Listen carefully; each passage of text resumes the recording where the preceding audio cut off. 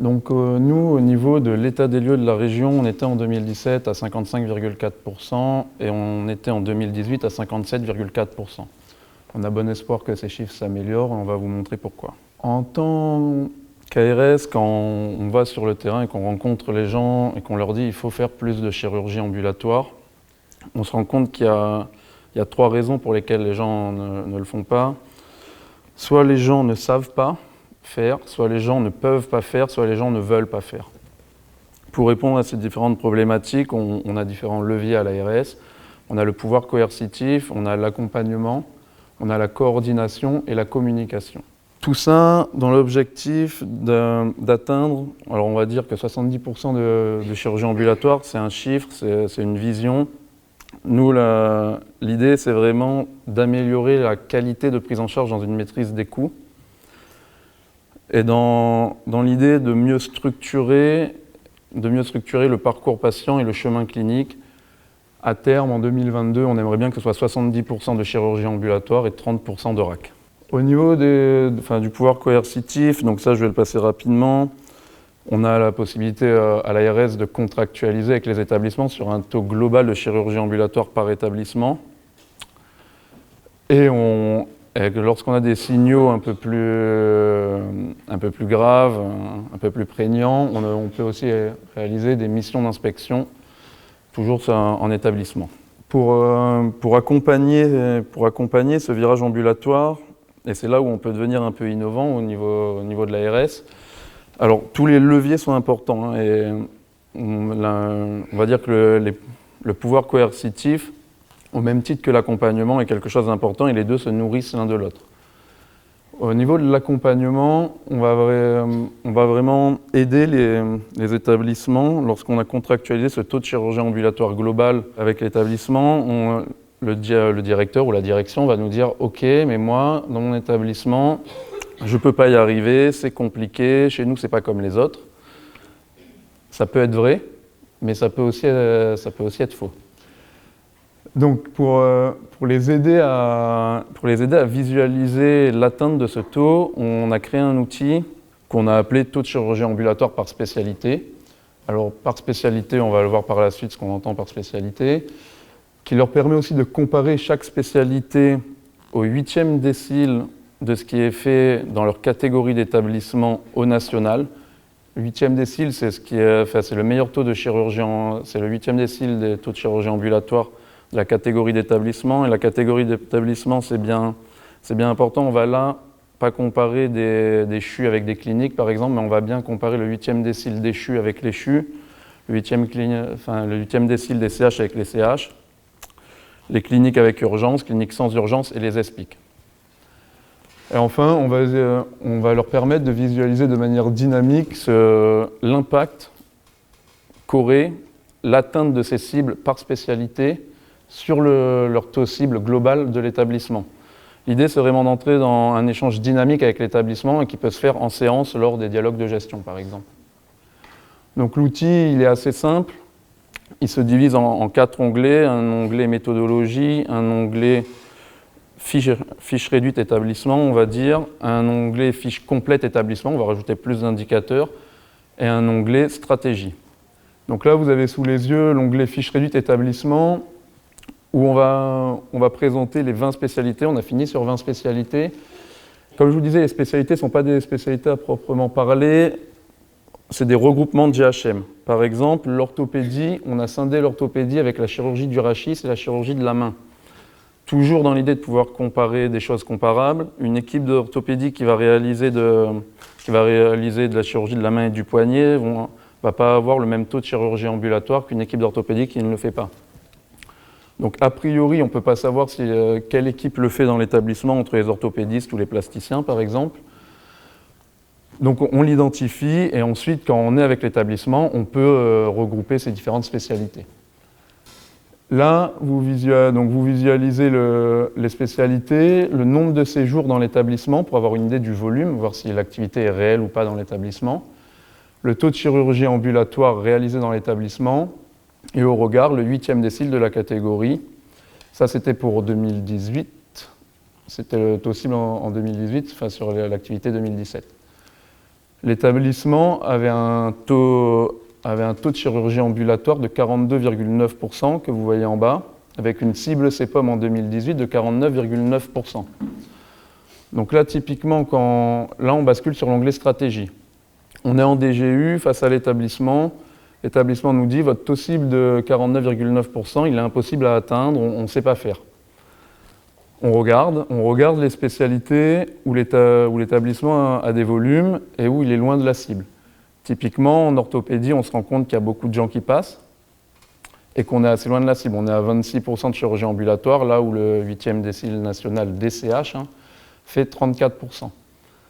On met en parallèle aussi, pour information, le taux cible des autres catégories d'établissements, par exemple, parce que des gros CH vont nous dire bon, nous, on est un CH, mais on est particulier, on a vraiment une activité de CHU parce qu'il n'y a pas de recours chez nous. Ok, certes, mais on se rend compte que même en étant CH, vous n'êtes pas non plus à l'atteinte des cibles des CHU, donc vous êtes quand même vraiment en dessous de ce que vous pourriez faire. Et ainsi de suite sur chaque spécialité. Donc ils sont à 42,9%, la cible à 49,9%. À l'époque, on nous disait on ne peut pas l'atteindre. Aujourd'hui, on regarde ça. On leur dit si on vous bascule, par exemple en chirurgie orthopédique sur le taux cible que vous pourriez atteindre, qui est le 8e décile, on met là la chirurgie de la main et du poignet, puisque dans cet établissement, elle est faite par les orthopédistes. On bascule la chirurgie viscérale, on bascule l'uro et on bascule aussi la gynécologie. On se rend compte qu'on dépasse la cible CEPOM, qu'on leur fixe. Donc ça, vraiment, à partir de ce moment-là, on commence à pouvoir discuter avec l'établissement. On commence à pouvoir avoir un échange. Dans cet échange avec l'établissement, ensuite par spécialité, et c'est légitime de leur part, les établissements vont nous dire ok, mais alors, donc, ça c'est ce qui est fait par les autres CH. Nous, chez nous, les patients vont être plus âgés. Les patients vont venir de plus loin. Les patients rentrent plus par les urgences. Les patients sont plus sévères. Et un dernier argument sont les patients sont plus précaires. Pour les 3 premiers arguments, on peut répondre. Donc, par exemple, chez nous, les patients sont plus âgés, on peut faire l'âge moyen des patients par spécialité et on le compare à l'âge moyen des patients pris en charge par les autres CH. Les patients rentrent plus par les urgences. On peut faire le taux d'entrée par les urgences par spécialité et on regarde. Il y a des fois où c'est vrai, il y a des fois où c'est pas vrai. Mais ça nous permet de discuter sur des choses factuelles. Chez nous, les patients rentrent plus par les urgences, sont plus âgés, et chez nous, les patients sont plus sévères. On fait la part des sévérités de 3 et 4 des GHM. Les patients viennent de plus loin, les patients sont plus précaires. Là, on est en train de créer ces indicateurs. Cet outil a été créé en 2017, avant que les nouveaux outils type VisuChir et Orphée viennent sur le marché, mais viennent dans le paysage. Ces outils sont complémentaires. Typiquement, VisuChir repart des actes et ne permet pas, dans un dialogue en direct avec l'établissement, de retomber sur ce taux de chirurgie ambulatoire qu'on va contractualiser avec lui. Là, nous, l'idée, c'est vraiment, on est reparti des GHM, alors on aurait pu repartir des actes pour que ce soit plus précis, mais l'idée, c'était vraiment d'argumenter pour l'atteinte de ce taux de chirurgie ambulatoire. C'est CEPOMisé. Donc ça, c'était une première action d'accompagnement qu'on peut faire envers les établissements. Une deuxième action d'accompagnement qu'on a lancée, alors initialement c'était dans le cadre d'un appel à candidature sur la RAC lancé en 2017, qu'on avait découpé en 2 parties. La première partie était un appel à candidature où on finançait les projets innovants sur le territoire. Et on s'était dit que finalement la diffusion des bonnes pratiques et le compagnonnage était le plus réel entre pairs, entre corps de métiers identiques. Un médecin me parlait à un médecin, les paramédicaux aux paramédicaux, les directeurs aux directeurs. Donc on a fait une deuxième partie dans cet appel à candidature où on a dit que les établissements qui étaient retenus, aux établissements qui allaient être retenus nous proposaient une manière dont ils souhaiteraient accompagner d'autres établissements en région.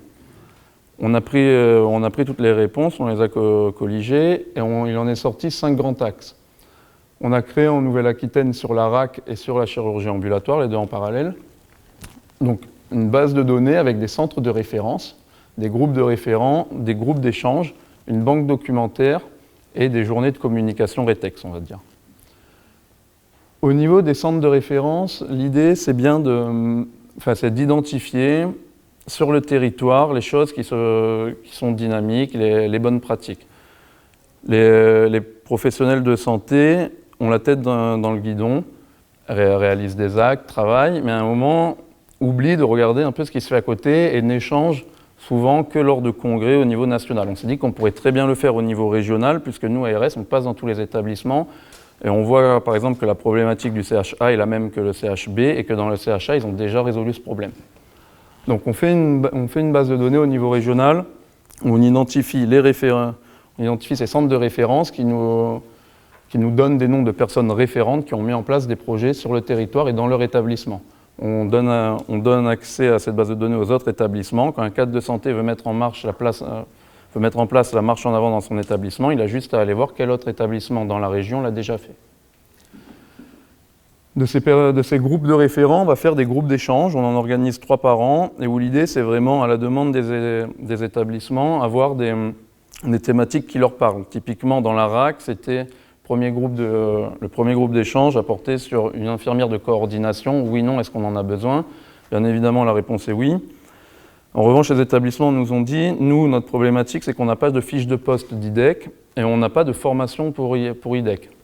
On avait des CHU dans ce groupe d'échange, on avait des personnes motivées. Finalement, à 4 établissements, enfin un petit groupe d'établissements, ils ont réalisé une fiche de poste qui maintenant est en libre accès aux établissements de la région pour leur permettre d'aller en avant et simplement de ne pas repartir de zéro. Et on a créé une formation d'IDEC en RAC avec les CHU de la région.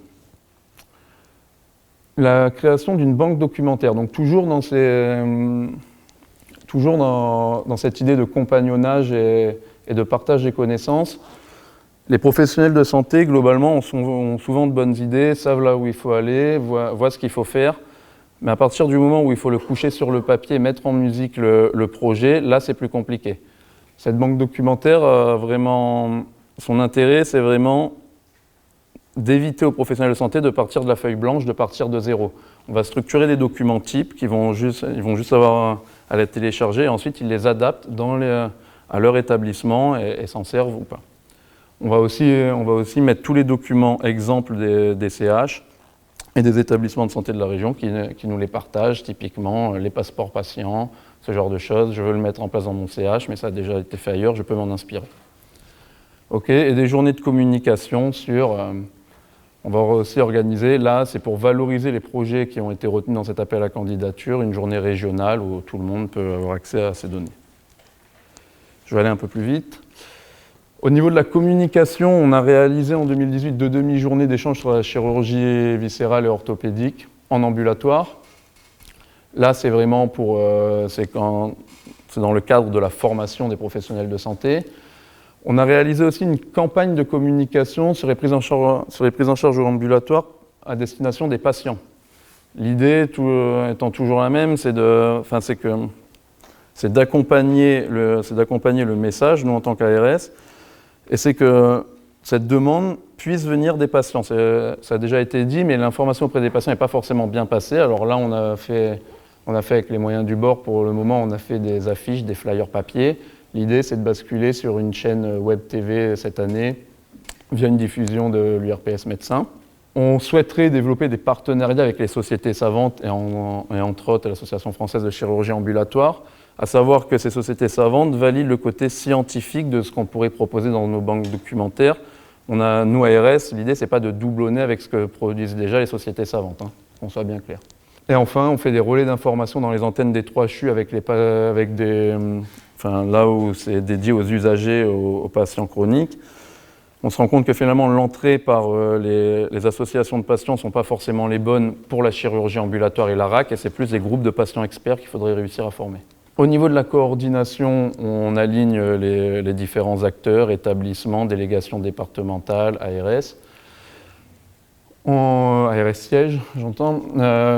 on fait une promotion des outils nationaux de data visualisation, type VisuShear et Orphée, SpeedDiag. On a également réalisé des parangonnages régionaux et un parangonnage UCABlock. Cette diaporama, juste pour bien visualiser le fait qu'on a une vision, on veut tous aller vers plus de structuration et d'amélioration de la qualité des prises en charge dans une maîtrise des coûts.